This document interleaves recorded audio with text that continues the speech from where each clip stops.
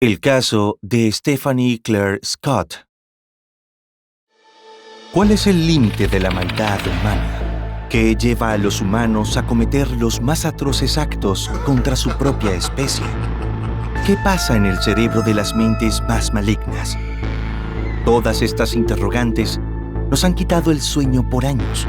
Y ahora, analizando y llevando a tu pantalla los más impactantes casos de la historia, queremos encontrar las respuestas. En Detectives Criminales, 3 veces por semana, te haremos conocer las más perturbadoras historias para que tú mismo puedas contestar esas interrogantes. Mi nombre es Levi y te doy la bienvenida a un video más.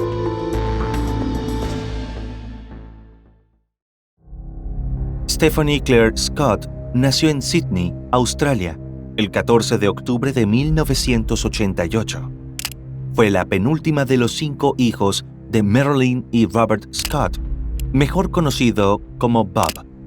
Ellos levantaron su hogar en Canowindra, un pueblo de unos 2,000 habitantes, ubicado en el centro-oeste de Nueva Gales del Sur. En ese tranquilo y apacible lugar, Stephanie se crió en la granja de la familia, junto a sus hermanos Gordon, Robin, Kim y Stuart. Eran una familia muy unida y amorosa, que sabía disfrutar de las cosas sencillas de la vida. Los Scott eran muy conocidos en el pueblo, ya que Bob era un estimado y respetado maestro que se desempeñaba como subdirector de la escuela secundaria Canowindra. Stephanie, a quien su familia apodaba Nariz de Botón, era una niña extraordinaria que creció en un entorno sano, alegre y rodeada de mucho amor. Era bonita e inteligente, con una personalidad bondadosa, amable y compasiva, que disfrutaba mucho de hacer bromas. Sus allegados la describieron como una chica noble, cariñosa y sencilla, que jamás dudaba en ayudar a todos los que podía. Para ella era más valioso poner a los demás en primer lugar antes que a sí misma. Según sus familiares y amigos, Stephanie poseía una alegría contagiosa y con su hermosa sonrisa era capaz de iluminar el día de cualquiera. Siempre fue precoz y muy sabia para su edad. Tenía la capacidad de escuchar sin juzgar y dar el mejor de los consejos. Le era sencillo ser empática e inspirar a los demás. Rechazaba la crueldad, especialmente sobre niños o animales. Cuando se convirtió en una linda jovencita, con un buen sentido de la moda, fue un modelo a seguir por sus compañeros de clases y amigos. Al terminar la primaria, asistió a la escuela secundaria que su padre dirigía. Allí conoció a Aaron Leeson Woolley, un encantador chico de su salón, que también jugaba al fútbol. Como ese era justo el deporte favorito de la muchacha, de inmediato se hicieron amigos. Ambos eran empleados a medio tiempo en un supermercado local, perteneciente a una conocida cadena australiana. Como pasaban mucho tiempo juntos, era inevitable que los Scott trataran a Aaron como un miembro más de la familia. Al finalizar la secundaria, Stephanie decidió seguir los pasos de su padre y estudiar educación. Aaron la apoyaba a pesar de que, para ir a la universidad, ella tendría que mudarse a la ciudad de Wagga Wagga, a 240 kilómetros al sur de Canowindra. En la distancia, los dos jóvenes se dieron cuenta de lo que realmente sentían el uno por el otro. Entonces, en mayo de 2010, cuando Stephanie viajó para asistir a la fiesta de cumpleaños 21 de Aaron, comenzaron un noviazgo. Pese a la lejanía, se las arreglaban para continuar la relación. Viajaban de un lado al otro, pasando las vacaciones juntos, y encontraban siempre un espacio para compartir, ya sea por teléfono o mensajes de texto. Se pensaba que estaban hechos el uno para el otro, y cada día que pasaba, se compenetraban más. Una vez graduada y de vuelta a casa, la joven maestra recibió una oferta de trabajo en otra ciudad. Entonces, la pareja se mudó a Lytton, un poblado agrícola de Nueva Gales del Sur de solo 11,000 habitantes, casi a 300 kilómetros al suroeste del pueblo que los vio crecer. Antes de partir, Marilyn, quien se sentía muy orgullosa de su hija, le regaló un anillo de graduación a Stephanie. Una vez que los felices novios se instalaron en su nuevo hogar, Stephanie comenzó a enseñar inglés y teatro en la escuela secundaria Lytton. Ella estaba muy contenta, porque la enseñanza era sin duda su verdadera pasión. Se notaba la dedicación que le prestaba a cada uno de sus alumnos. No solo les impartía conocimientos, sino que también se interesaba por saber cómo se sentían y qué pensaban.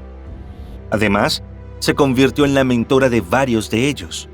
Su cálida personalidad la hizo muy popular entre los estudiantes y también se ganó la estima y la admiración de sus colegas.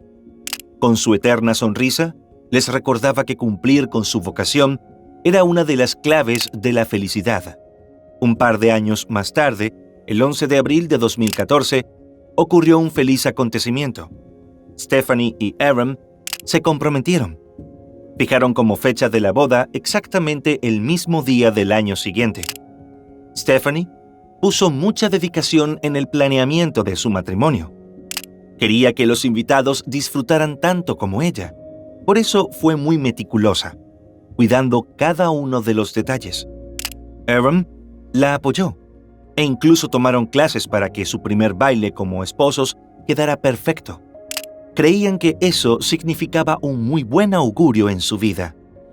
Hicieron reservaciones para ir a Tahití en su luna de miel, convencidos de que ese era el lugar más romántico del mundo para cualquier pareja enamorada. Jamás imaginaron que todos sus planes futuros se verían truncados de la peor manera. Para el 2 de marzo de 2015, un nuevo empleado entró en la empresa contratada para la limpieza de la escuela donde Stephanie trabajaba. Lo asignaron por 5 semanas como período de prueba, con posibilidad de prorrogar su contrato. Su nombre era Vincent Stanford. Él era un joven de 24 años, nacido el 21 de diciembre de 1990 en Tasmania. Tenía un gemelo idéntico llamado Marcus.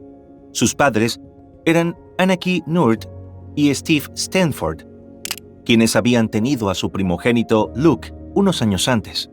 Cuando los mellizos cumplieron 3 años, todos se fueron a vivir a Países Bajos. Al poco tiempo, Steve decidió regresar a Australia y no volvió a tener contacto con la familia, por lo que Anarchy se encargó de criar sola a sus 3 hijos. La infancia de Vincent transcurrió con normalidad, pero a medida que fue creciendo, mostró una personalidad muy retraída, con fuertes dificultades para socializar. En la escuela comenzó a presentar problemas graves de conducta. Sus compañeros de clase solían llamarlo psicópata, debido a sus arrebatos violentos. Según relatos posteriores, entre los 7 u 8 años, tuvo los primeros pensamientos relacionados con quitarle la vida a alguien. A los 12, atacó a su maestra e intentó ponerle las manos alrededor del cuello para impedirle respirar. Como consecuencia, fue expulsado del plantel y lo obligaron a asistir a lo que llamaban una escuela de comportamiento, donde trataban a chicos rebeldes de habilidades sociales limitadas y que no se adaptaban a la sociedad. Luego, fue internado en un centro psiquiátrico para adolescentes, donde le diagnosticaron autismo y trastorno de oposición desafiante, es decir, problemas para hacer amigos y entablar relaciones con los demás. Después de que fue dado de alta, quiso asistir a la universidad o alistarse en el ejército, pero fue rechazado por ambas instituciones. En 2013, regresó a Australia con su madre y sus hermanos, mientras Marcus se fue a vivir con su padre en Adelaide, pueblo ubicado en el sur. Vincent, Anarchy y Luke se instalaron en Lytton. Él se mostró como un tipo tranquilo y reservado, mientras su mamá trabajaba de enfermera. Con su marcado acento holandés, Vincent no tenía amigos ni contacto social, y, de hecho, la compañía de otras personas le resultaba estresante. Transitó por varios empleos antes de ser contratado por una empresa que prestaba el servicio de limpieza en la escuela secundaria donde trabajaba Stephanie. El mal comportamiento de Vincent no tardó en aparecer.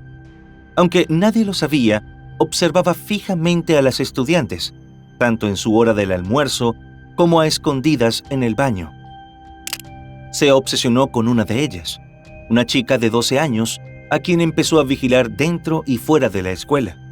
Le tomaba fotografías diariamente y tenía un cuaderno donde anotaba todos sus movimientos, incluidos horarios de salidas y entradas a la casa y a las clases. Al parecer, su intención era encontrar el momento perfecto para retenerla contra su voluntad. Luego, se supo que también perseguía a 2 mujeres que trabajaban en comercios cercanos a la escuela. Para cuando llegó la Semana Santa de 2015, faltaban menos de 7 días para la boda de Stephanie y Aaron. Ese sábado, la pareja estaba invitada a una fiesta en Canoindra, pero ella no podía viajar, ya que tenía que dejar las clases preparadas para la maestra que la sustituiría durante su luna de miel. Además, le faltaba afinar un par de detalles para la recepción. Aaron no quería ir sin ella, pero, a la vez, deseaba ver a sus padres y compartir con su mejor amigo antes del matrimonio. El viernes 3 de abril, a las 12:30 del mediodía, el joven partió hacia su pueblo natal, sin sospechar que sería la última vez que vería a la mujer que estaba por convertirse en su esposa. Los jóvenes se mantuvieron en contacto a través de llamadas y mensajes de texto. Aaron asistió a la fiesta el sábado por la noche y luego fue a dormir a casa de sus padres. Él y su prometida se hablaron por teléfono y se despidieron alrededor de las 10:30 p.m. En la mañana del domingo 5 de abril de 2015, Stephanie salió de su casa para ir a la escuela. En el camino, le envió un mensaje de texto a Aaron para contarle sus planes para ese día. Alrededor de las 11 de la mañana, estacionó su auto sedán Mazda 3 color rojo al lado de la escuela. Luego, caminó unas cuadras para recoger las llaves del colegio en casa de un compañero de trabajo que vivía cerca. Su colega la acompañó de vuelta a la institución y vio cómo la chica entraba y aseguraba la puerta principal tras ella. La maestra caminó por el pasillo del módulo de administración y abrió las puertas de metal que daban acceso al edificio de aulas. Entonces, subió al segundo piso, a la sala de profesores de inglés, donde se sentó a trabajar en su computadora. Inexplicablemente, Vincent también se encontraba en las instalaciones. Al escuchar ruidos, pasó por la sala y vio por primera vez a Stephanie. A pesar de que ya llevaba más de un mes trabajando en el lugar, no la había conocido y no tenía idea de que ella estaría allí. Como él mismo revelaría después, al verla, solo sintió la abrumadora necesidad de acabar con su vida. Entonces, fue a su casa a buscar lo que él llamaba su kit de agresión, que consistía en una botella de lubricante, pastillas contra la disfunción eréctil, varios preservativos y unas esposas flexibles. Tardó unos 10 minutos en ir y volver. Al llegar, se quedó en el piso de abajo a esperar que ella saliera. Cerca de la 1 p.m., Stephanie envió un correo electrónico al conductor del autobús que trasladaría a los invitados de su boda desde el lugar de la ceremonia al salón de fiestas, confirmando que había hecho el pago final para reservar el servicio. Una hora más tarde, la muchacha terminó con el trabajo, apagó su portátil y recogió todo para volver a casa. Hizo el recorrido de regreso a la puerta principal. Caminó por el pasillo hasta volver al gran portón de metal. Casi llegando, se topó con Vincent. Ella le sonrió y le deseó una feliz Pascua. Mientras estaba sacando las llaves de su bolso, el hombre la agarró por detrás y le tapó la boca con la mano. Aterrorizada, la joven de 26 años trató de gritar para pedir ayuda y comenzó a dar patadas y manotazos, arañando la cara de su atacante en su intento fallido por escapar. Pero él la dominó y la arrastró por el pasillo hacia un cuarto oscuro de revelado fotográfico. Cuando el sujeto cerró la puerta detrás de ellos, Stephanie intentó huir, pero fue empujada violentamente contra el suelo. Vincent Puso su brazo izquierdo sobre la garganta de la chica y comenzó a golpearla salvajemente en la cara con su puño derecho. Durante casi un minuto, una y otra vez, hasta que ella quedó inconsciente. Entonces, él se puso un preservativo y la agredió sexualmente. Luego sacó un arma blanca de 40 centímetros y le hizo varias heridas graves en el cuello. Cuando se aseguró de que Stephanie ya no respiraba, dejó el objeto filoso en el suelo y se fue a su casa a almorzar. Al llegar, comió un sándwich de queso y tomó café. Más tarde, el hombre regresó a la escuela para limpiar la escena. Lavó el cuchillo en el almacén de mantenimiento y recogió los objetos que se le habían caído a Stephanie en el pasillo, incluidas las llaves de su auto. Entonces, movió el Mazda de la chica hasta el otro lado de la escuela. Regresó y le puso cinta adhesiva amarilla en el cuello a Stephanie para contener el sangrado. Luego, colocó una lámina de plástico en el maletero del auto y puso el cuerpo de ella encima. Cerró el vehículo y entró de nuevo al edificio, donde, con un limpiador de alta presión, lavó la escena del crimen. Ya eran más de las 3 de la tarde cuando Vincent salió de la escuela y llevó el automóvil de Stephanie hasta su casa. Lo estacionó detrás de un gran cobertizo en su patio trasero. Caminó de vuelta a la escuela para recoger su camioneta Toyota Hilux blanca. Al llegar, quitó las tablas del suelo del cuarto oscuro, que se habían empapado con los fluidos hemáticos de la joven. Puso los listones de madera en su vehículo y regresó a su hogar. Mientras tanto, en Canoindra, Aram intentó llamar a su prometida, pero ella no contestó el teléfono. Le pareció raro, pero imaginó que ella estaba realmente concentrada y no había escuchado. Tal vez lo tenía en modo silencioso o se había quedado sin batería. Antes de salir de la casa de sus padres, le envió un mensaje de texto para confirmar si saldrían a cenar cuando él llegara, pero tampoco recibió respuesta. Alrededor de las 7:30 de la noche, Aram llegó a la vivienda que compartían. Le extrañó que ni Stephanie ni su auto estuvieran allí. Lo que más le preocupó fue que ella todavía no había respondido a su mensaje de texto. Entonces, salió a dar una vuelta por el pueblo para ver si la localizaba. Pasó por la secundaria Lytton, por las casas de sus amigos y recorrió la calle principal, pero no vio su auto en ningún lado. Aunque estaba cada vez más preocupado, el muchacho pensó que los nervios previos a la boda podrían haberle impulsado a pasar la noche en otro lugar. Así que volvió a casa y trató de dormir.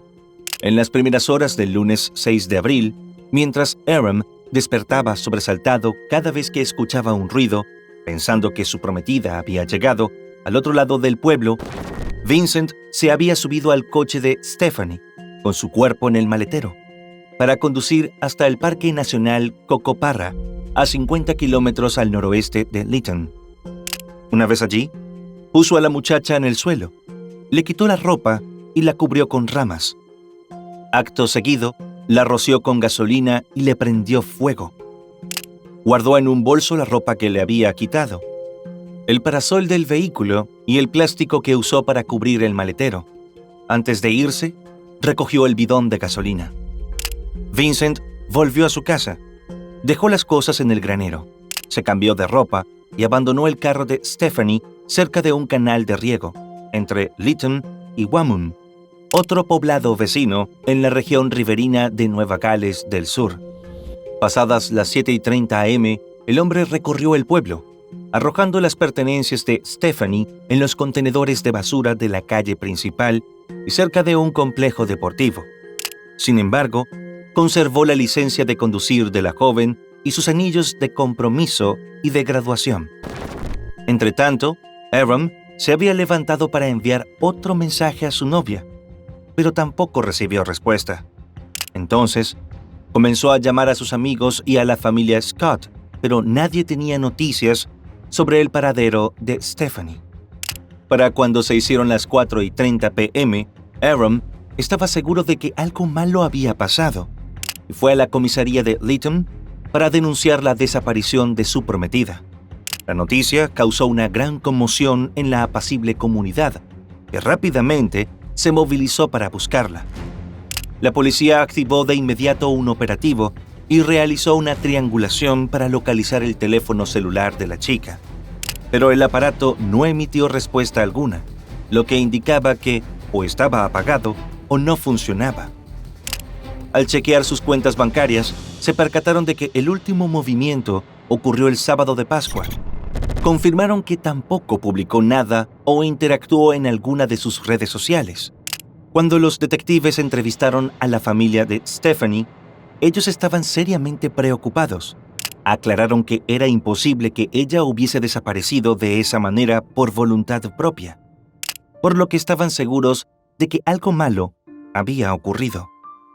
Bob y Marilyn especularon que quizá había tenido un accidente automovilístico y estaba esperando a ser rescatada. Por eso, contrataron los servicios de un helicóptero para que sobrevolara el área, con la intención de divisar su auto rojo desde el aire. A las 8 de la mañana del 7 de abril de 2015, la policía pidió información a través de las redes sociales y los medios de comunicación. A partir de ese momento, el caso tuvo una amplia cobertura, con reporteros de cadenas nacionales que viajaron a Lytton para entrevistar a familiares y amigos de Stephanie. Un ojeroso Aaron apareció en televisión, rogándole a su prometida que lo llamara. Marilyn intentó mantenerse fuerte, pero apenas podía comer o dormir. Declaró que no podía permitirse tener los peores pensamientos, pero sabía que si no la encontraban pronto, probablemente no la hallarían nunca. Los detectives fueron a la secundaria en busca de pistas e inspeccionaron el salón de clases de Stephanie. Al chequear el sistema de alarma, determinaron los horarios en que ella la desactivó y volvió a encenderla, lo que confirmaba el tiempo que la maestra había estado en las instalaciones. Al lugar llegaron también integrantes del grupo de servicios forenses y la unidad canina para ayudar a buscar información que no fuese visible a primera vista. Al final de la tarde del martes, un gran grupo de familiares y amigos de Stephanie se reunió para intentar entrar en la escuela, creyendo que la joven podría haber estado cautiva en los terrenos de la institución. La policía los convenció de que no ingresaran por la fuerza. Fue entonces cuando un vecino les informó que había visto al encargado de limpieza de la escuela, Vincent Stanford, trabajando durante el domingo de Pascua y que su vehículo estuvo estacionado en la institución. Los oficiales fueron a su casa y cuando lo interrogaron les contó que sí estuvo en la escuela, pero por poco tiempo, ya que solo estaba sacando la basura de los contenedores. Negó conocer o haber visto a Stephanie allí. Al despedirse, le deseó buena suerte con la búsqueda. Aquel comentario despertó suspicacia en el detective jefe Willem, por lo que al día siguiente, el 8 de abril, fue a verlo de nuevo. Como no estaba en casa, le pidió a Anneke que le dijera a su hijo que se comunicara con él. Vincent había ido a la oficina de correo para enviarle un sobre con los anillos y la licencia de Stephanie a su hermano gemelo. Luego le mandó un mensaje de texto para avisarle y pedirle que guardara el paquete en un lugar seguro. Eran casi las 11 de la mañana cuando Vincent se presentó en la comisaría y rindió una declaración ante el jefe Willem. Dijo que había estado limpiando la escuela todo el fin de semana, pero que no había visto a nadie más allí, excepto a algunos patinadores, quienes posteriormente fueron identificados y entrevistados. Agregó que al salir se dirigió a un supermercado a comprar comida. Aquel dato llamó la atención de los oficiales, ya que ellos sabían que el establecimiento que nombró no abría los domingos. Por lo tanto, se pusieron en contacto con el gerente a cargo, quien confirmó que no trabajaron durante la Pascua. Una hora más tarde, se activó la llamada Fuerza de Ataque Kundibri, conformada por agentes especializados con el objetivo de investigar la sospechosa desaparición de la maestra. El oficial a cargo era el sargento detective Tim Clark. Los operativos de este estilo son implementados en Australia cuando un caso se complica. Lo primero que hicieron los agentes fue entrevistar al empleador de Vincent. El hombre les contó que les dio asueto por Semana Santa a todos sus trabajadores. Por lo tanto, el joven no debió estar en la escuela esos días. Luego, los detectives se comunicaron por teléfono con el sujeto para confirmar los detalles sobre su visita al supermercado. Él reiteró su falsa historia y a partir de ese momento se convirtió en el principal sospechoso.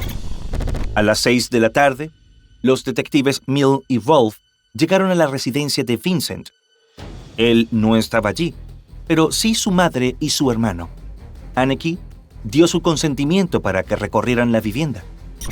En la habitación de Vincent encontraron un juego de llaves en un cordón rojo y blanco, que coincidía con la descripción de las que le había dado el compañero de trabajo a Stephanie para que ingresara a la escuela. En el piso había un envoltorio de condón vacío y otros sin abrir. Afuera de la casa, vieron huellas recientes de neumáticos que iban desde el frente del inmueble hasta el patio trasero, pero notaron que no coincidían con las de la camioneta del sospechoso. Donde terminaban las marcas, hallaron un preservativo usado y una cinta amarilla. Los agentes declararon el lugar como escena del crimen. Haneke y Luke fueron escoltados a la comisaría. Mientras tanto, Vincent había regresado al lugar donde abandonó el cuerpo de Stephanie y estaba tomando unas fotografías. Como reveló en una entrevista posterior, quiso volver solo para ver si todavía ella estaba allí o si animales salvajes se la habían llevado. Sin que el hombre se enterara, un grupo de chicos exploradores que había estado caminando y acampando en el Parque Nacional Cocoparra capturó una imagen fotográfica a las 5:34 de ese día, que sería determinante más adelante. Cuando el sospechoso regresó a su casa, le dijo al detective Milne que había estado tomando fotos. Una cámara digital estaba en el asiento del copiloto de su camioneta y en la parte trasera había unas tablas de madera con manchas rojizas. El vehículo fue confiscado y los detectives le pidieron a Vincent que los acompañara a la estación policial. Cuando los investigadores encendieron la cámara, la primera imagen que vieron fue la de unos restos humanos quemados, tirados en un matorral, que parecían ser el cuerpo de una mujer. Al llegar a la estación policial, el sargento Clark habló con Vincent, quien continuó negando haber tenido algún contacto con Stephanie o su automóvil. Aunque aún no estaba bajo arresto, la conversación fue grabada con su consentimiento. Le preguntaron por los diferentes rasguños que tenía en varias zonas de su cara y en su antebrazo derecho. El hombre explicó que, una semana antes, se había golpeado la cabeza y chocado con las ramas de un árbol. En cuanto a las fotos encontradas en su cámara, dijo que eran de una película de terror y que las descargó de internet porque pensó que eran divertidas. Tras culminar la entrevista, Vincent quedó bajo arresto y se le concedió la oportunidad de hablar con un abogado, pero no quiso. Sin embargo, aceptó ser sometido a varias pruebas forenses, un examen médico de sus heridas, con fotografías y mediciones, así como un raspado de sus uñas y un hisopado bucal para analizar su ADN. Una vez que estuvieron listos los resultados, no hubo duda para los investigadores. Vincent fue acusado del crimen contra Stephanie Scott, sin derecho a libertad bajo fianza. Fue llevado al complejo correccional de Civil Water, en las afueras de Sydney. Cuando Marcus se enteró de que su hermano había sido detenido, abrió el sobre que él le había enviado. Fue entonces cuando descubrió el contenido. Sacó la licencia de conducir y le tomó una foto antes de quemarla. Luego, volvió a guardar los anillos esperando más indicaciones de Vincent. La camioneta del acusado fue analizada por el detective jefe Kremers. El sistema de geolocalización satelital, o GPS, tenía registrado un recorrido hecho desde Lytton hasta el Parque Nacional Cocoparra. El material hallado en los parafangos indicó que el vehículo transitó por un camino de grava o tierra. Además, se encontró un preservativo cerrado y un celular debajo del asiento del copiloto. También se confirmó que las manchas en las tablas recuperadas de la camioneta eran de fluidos hemáticos, que luego coincidieron con el perfil genético de Stephanie. Mientras la investigación avanzaba, la comunidad de Lytton seguía unida para buscar a la maestra. Organizaron una recaudación de fondos para apoyar las labores de rastreo. Al final, la cifra que se pusieron como meta fue superada con creces, llegando a captar unos $35,000. En la mañana del 9 de abril de 2015, la policía le notificó a la familia Scott sobre el arresto y la acusación presentada en contra de Vincent, así como de las fotografías encontradas en su cámara, pero omitieron decirles que los restos estaban calcinados. No obstante, la información de que el cuerpo había sido quemado se filtró en medios nacionales. El impacto de la noticia terminó de destrozar a los seres queridos de la maestra. Ese mismo día, a las 9:30 de la mañana, un automóvil que coincidía con la descripción del Mazda de Stephanie fue encontrado en una intersección de Wamum, a 11 kilómetros de la casa de Vincent. El lugar fue declarado escena del crimen y el vehículo trasladado para su análisis forense. Los especialistas hallaron restos de fluidos en el maletero y en el parachoques trasero. Tras analizar la muestra, se descubrió que encajaba con el ADN de la joven desaparecida. En la carrocería también había rastros del código genético de Vincent. Posteriormente, se hizo una segunda visita para un examen forense más exhaustivo a la residencia de los Stanford, cuando hallaron detrás del cobertizo el plástico usado para cubrir el maletero del sedán Mazda y un bidón de gasolina vacío. Dentro de la casa, encontraron las llaves de Stephanie, un brasier rojo que fue reconocido por sus familiares y el arma filosa usada para arrebatarle la vida. En un armario estaban una botella de lubricante y varios condones, junto a unas esposas flexibles, todos manchados con sangre de la víctima. Se decomisó una computadora que estaba en el dormitorio de Vincent y luego fue revisada por la Subdivisión Estatal de Evidencia Electrónica. En el disco duro se encontró una gran cantidad de imágenes de crímenes, agresiones sexuales y otros trastornos que involucraban animales, así como fabricación de bombas y fotos y videos de vigilancia de mujeres y estudiantes. También pudieron visualizar que el acusado había pasado toda la madrugada del domingo 5 de abril haciendo búsquedas en Internet relacionadas con armas blancas, y semanas antes indagó sobre vulneración de mujeres y profesoras.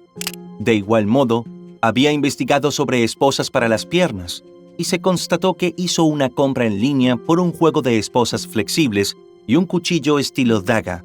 A las 8 a.m. del 10 de abril de 2015, un testigo se presentó en la estación policial de Lytton y contó que casi eran las 4 de la tarde del lunes cuando vio un vehículo como el de Vincent estacionado al lado del canal principal de riego de la zona. Dijo que un hombre arrojó una computadora portátil al agua antes de regresar corriendo a la camioneta e irse. Al día siguiente, buzos de la policía recuperaron el dispositivo electrónico. Luego, especialistas forenses en tecnología lo sometieron a un proceso de secado rápido, descargaron su contenido y comprobaron que pertenecía a Stephanie. Pese a los rastreos policiales, el cuerpo de Stephanie seguía sin aparecer. Entonces, los noticieros publicaron la fotografía del vehículo del sospechoso para que cualquiera que tuviera información contactara de inmediato con la policía. A ese llamado, respondieron los Scouts que habían estado el 8 de abril en el Parque Nacional Cocoparra. En una fotografía que tomó uno de los chicos ese día, se veía al fondo a Vincent manejando su camioneta blanca, alejándose del punto donde se sospechaba que había dejado el cuerpo de su víctima. Gracias a esta pista, cerca de las 5 de la tarde del 10 de abril, justo el día previo a la fecha fijada para la boda de Stephanie, la policía encontró restos humanos calcinados en una estrecha franja de matorral en el parque, cerca de una carretera. Al hacer los análisis, el cuerpo fue identificado como el de la maestra desaparecida. Al hacerse pública la desgarradora noticia, la comunidad escolar de la secundaria Lytton realizó una vigilia en las puertas de la institución. Completamente desconsolados, Aaron y la familia Scott estuvieron presentes. Decenas de personas continuaron acercándose al lugar al día siguiente, con flores, globos y cintas amarillas, para presentar sus respetos y conmemorar la vida de Stephanie. Justo el día en el que debió celebrarse el matrimonio entre Stephanie y Aaron, el 11 de abril de 2015, Vincent pidió hablar con el oficial a cargo de la investigación. Los detectives Clark y Milne fueron hasta la cárcel para entrevistarlo. El hombre finalmente confesó el crimen. Dijo textualmente que se había vuelto un poco loco y que simplemente sintió que debía quitarle la vida a la muchacha. Por ello, la había golpeado fuertemente unas 40 veces. No dio ninguna razón. No había sentido enfado ni ninguna emoción por ella. Solo pudo argumentar que quizá habían vuelto sus problemas mentales. Los policías le preguntaron por qué llevaba un cuchillo con él si aparentemente no sabía que su víctima estaría ese día en la escuela. Él contó que lo tenía en el cuarto de limpieza porque en algún momento necesitó abrir algo y lo usó como herramienta. En paralelo, Kim, la hermana mayor de Stephanie, publicó en una red social un poema que escribió y planeaba recitar en la recepción de la boda para conmemorar la vida de la chica y lo que debería haber sido uno de sus días más felices. La publicación fue compartida por miles de personas. Para conmemorar ese día, los Scott convocaron a la comunidad a reunirse en el parque Mountford para hacer un picnic en honor a la joven maestra. Pidieron que llevaran una prenda amarilla, un símbolo de las personas desaparecidas, y el color favorito de Stephanie. En el encuentro, Aaron lanzó globos al cielo, en medio de cientos de personas y flanqueado por familiares y amigos. A su vez, en Canowindra, la ciudad natal de Stephanie, hicieron un acto en su honor, con 15 globos aerostáticos surcando los cielos, mientras los residentes lanzaban globos de helio de color amarillo. El 13 de abril de 2015 se realizó la autopsia y se descubrió que la causa de la defunción de la chica fue un traumatismo craneal. Tenía hematomas en el lado derecho de la cara y una pequeña laceración en la ceja. Tuvo también fractura nasal y otra lesión por el estallido del ojo derecho, algo que a menudo se asocia con el impacto recibido en un accidente automovilístico. Además de las 2 heridas por arma blanca en el lado derecho del cuello, la vena yugular interna derecha estaba rota, aunque no hubo hemorragia asociada al trayecto del corte. Días más tarde, el 21 de abril, Vincent fue entrevistado de nuevo, esta vez en la comisaría policial de Wagga Wagga, para aclarar detalles de su confesión y descubrir dónde estaban los anillos de Stephanie. El hombre les contó a los detectives que Marcus lo había ayudado con este tema.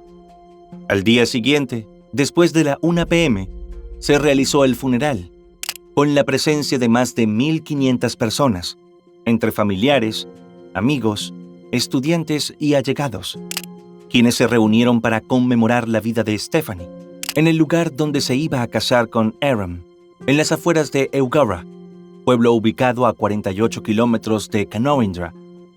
Muchos vestían de negro con un toque de amarillo. La gente del pueblo ató globos del mismo color a los árboles que bordeaban el camino hacia el lugar del funeral. Su familia y amigos compartieron hermosos testimonios sobre la naturaleza reflexiva de la joven educadora y su proverbial preocupación por sus amigos.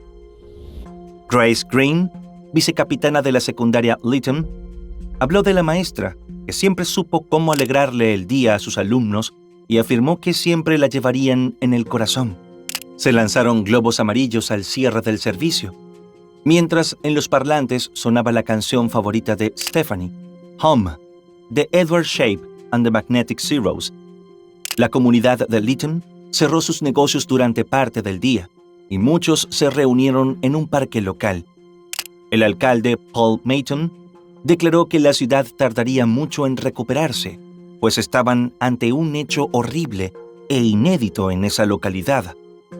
Pero el crimen de Stephanie Scott también tuvo un fuerte impacto nacional. Miles de australianos publicaron mensajes de apoyo en línea para Aaron, familiares y amigos de la chica. Un par de semanas después, el 9 de mayo de 2015, Vincent llamó a su gemelo para pedirle que vendiera los anillos. De esta forma, Marcus, en un acto que él mismo después describiría como lealtad injustificada, los intercambió por $705 en una casa de empeño de Adelaide. En una siguiente comunicación telefónica, el acusado le dijo que comprara un pasaje de avión para que fuera a visitarlo en la cárcel y que el resto del dinero se lo diera a su madre. Marcus siguió al pie de la letra las indicaciones y el 20 de mayo estuvo en Silverwater para visitarlo. 10 días después, Marcus fue entrevistado por la policía. El joven negó haber recibido correo alguno de su hermano y había eliminado los mensajes de texto que intercambiaron. Posteriormente, ante el revuelo causado por el caso, Marcus y su padre decidieron mudarse de ciudad. Y él comenzó a trabajar en una granja de flores. Pero el 9 de junio, el muchacho recibió la visita de las autoridades en su nueva casa en la localidad cercana de Forreston. Durante el registro de la propiedad, los oficiales incautaron una cámara, una tarjeta de la casa de empeño y su teléfono móvil. El gemelo fue arrestado y enviado a Nueva Gales del Sur. Allí, lo acusaron de ser cómplice de asesinato y fue internado en el Centro Correccional Juni.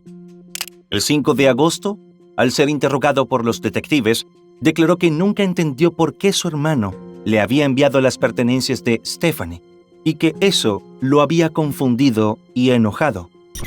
7 meses más tarde, el 31 de marzo de 2016, Marcus se declaró culpable de complicidad posterior en el tribunal local de Griffith, frente al juez Robert Alan Hulme, el mismo que tenía asignada la causa de su hermano.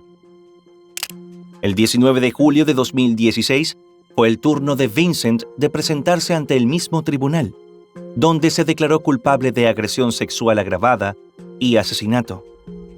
Se presentaron las pruebas psicológicas que revelaron en él un patrón de déficits sociales e interpersonales, que incluían incapacidad de experimentar emociones, un desapego extremo e indiferencia hacia los demás. Quedó claro que tenía pensamientos violentos que, cuando estaba estresado, podían alcanzar un nivel intolerable. También obtuvo puntuaciones elevadas dentro de la escala de perversión y violencia, aunque el rango fue muy bajo para las tendencias psicópatas. Según las pruebas expuestas, Vincent le dijo al psicólogo forense que estar en compañía de otras personas era estresante y que no le gustaba. Afirmó que el crimen no había sido premeditado y que, si bien no disfrutó ejecutándolo, hacerlo le ayudó a reducir su tensión general y la abrumadora necesidad que tenía de ultimar a la joven. Un mes más tarde, el 24 de agosto de 2016, finalmente Marcus fue condenado a 15 meses sin libertad condicional por ser cómplice de su hermano después del crimen. El juez Hulme describió su accionar como un hecho absolutamente atroz, vergonzoso e imperdonable.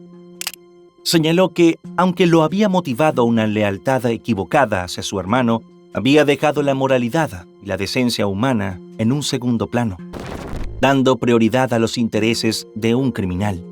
En esa misma sesión, ante una audiencia mayoritariamente vestida de prendas amarillas en honor a Stephanie, Marilyn habló en nombre de la familia.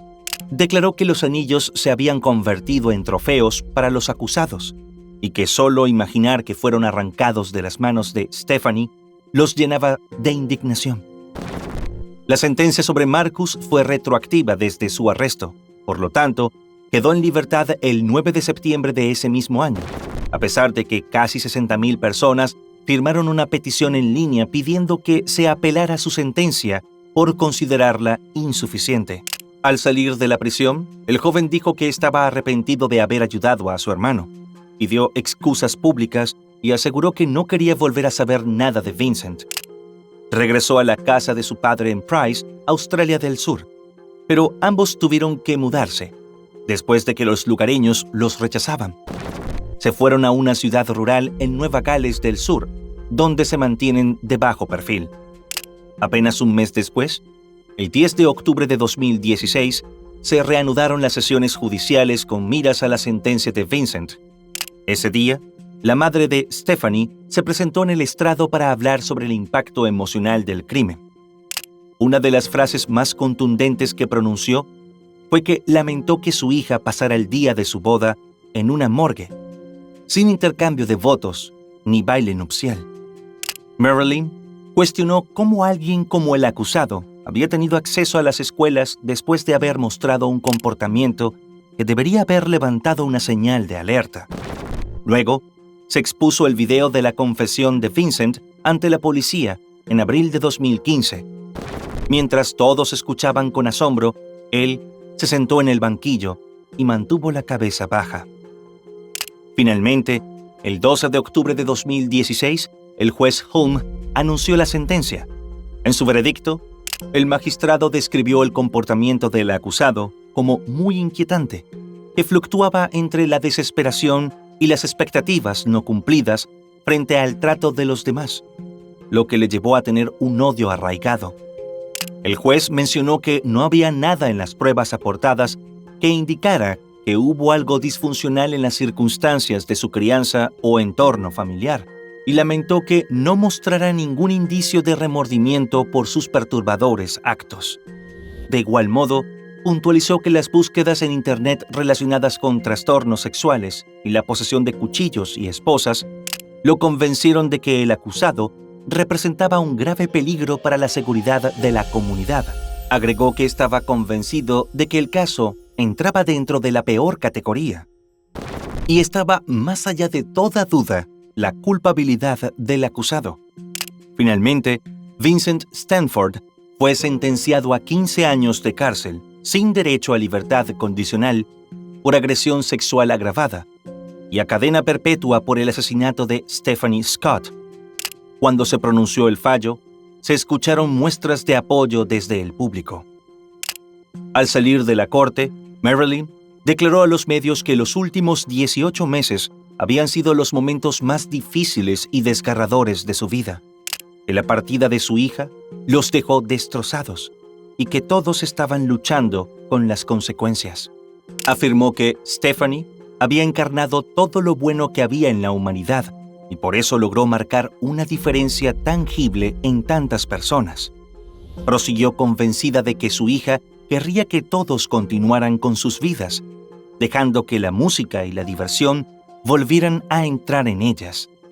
Apuntó que era hora de que la familia desapareciera de la vista pública para llorar a su hermosa niña y superar el dolor.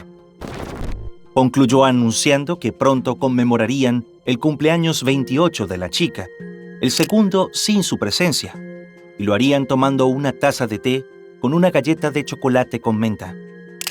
Extendió la invitación a todos los que quisieran acompañarlos. Apenas 2 semanas después que Vincent fuera sentenciado, una nueva tragedia golpeó a la familia Scott. El 31 de octubre de 2016, mientras talaba unos árboles, Bob perdió la vida, después de que un tronco le cayera encima en la granja familiar de Canowindra. En 2018, la familia Scott inició una acción judicial en contra del Departamento de Educación de Nueva Gales del Sur y de la empresa de limpieza que contrató a Vincent, alegando shock nervioso continuo, una frase legal relacionada con la angustia psiquiátrica permanente después del deceso de un familiar. En junio de 2020, ambas partes llegaron a un acuerdo extrajudicial, cuyos detalles se mantuvieron confidenciales, y los Scott recibieron una indemnización. La motivación de la familia era garantizar que el tipo de riesgo al que estuvo expuesta Stephanie no se repitiera en el futuro y que existieran procedimientos de evaluación más estrictos para los empleados que trabajan en instituciones públicas, como escuelas, explicó el abogado John Potter. Mientras, el Departamento de Educación aseguró luego en un comunicado que reforzaron las directrices para apoyar la salud y la seguridad de los profesores y el personal escolar. Por su parte, Aaron logró rehacer su vida. 5 años después de la tragedia, el 7 de julio de 2020, anunció en una red social que estaba comprometido con Samantha Cirillo, una chica oriunda de Lytton. Luego, se casaron en diciembre de ese mismo año. Y 2 años más tarde, le dieron la bienvenida a una niña a la que llamaron Siena. Muchos consideran que el crimen de Stephanie Scott ha sido uno de los más atroces en la historia reciente de Australia. Todo el país, y más aún la segura y pacífica ciudad de Lytton, estuvieron conmovidos por un hecho que, además de inexplicable, fue cruel e inhumano. Vincent no tuvo otro móvil que no fuera la maldad y la sed criminal. Pero, sin duda, la bondad y generosidad de Stephanie han hecho que su recuerdo permanezca imborrable entre quienes la conocieron y la amaron. El caso también puso de relieve la necesidad de tomar acciones frente a la violencia contra la mujer en Australia. La joven maestra fue la víctima femenina número 31 en perder la vida en 2015 en ese país.